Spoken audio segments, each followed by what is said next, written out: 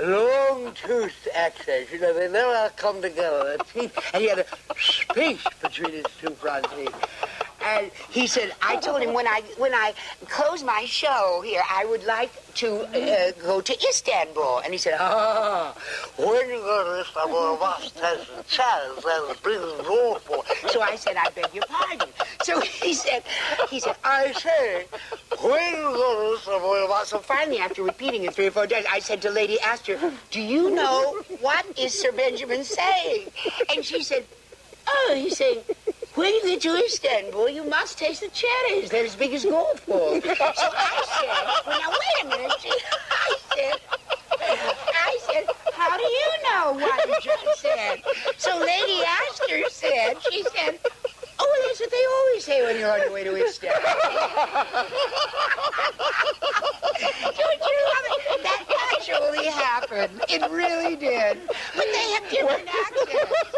I want to hear some accents. I want to hear you speak various Englishes. The people over here have difficult enough time understanding Michael Caine, so I don't know. But no one commanded accents better than the late Peter Sellers.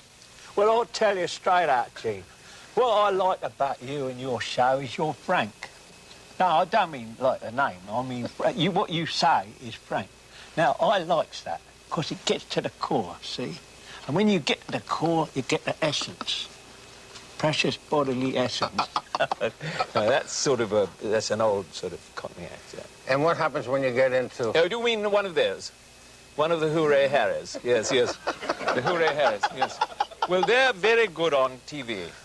And they're quite erudite, you know. And there's it's very interesting, Mr. Shalit, that you shall come on the show. How long have you been doing your show in New York, is it? It's been 64 years. 64 years. How absolutely amazing. And you haven't asked me a new question yet. No. Well, of course, I've only just started myself. I see. It's just that I went to Oxford, that's it. And what happens when you have to sell something? What do you say when you have to sell a product on television? How do you cue the control room? All those TV selling voices are more or less the same, you know. They're the same all over the world. Get so-and-so today, you know. Even in Russia, I did one once about cigarettes. Comrades, smoke bruchkins. Bruchkins are not merely the coolest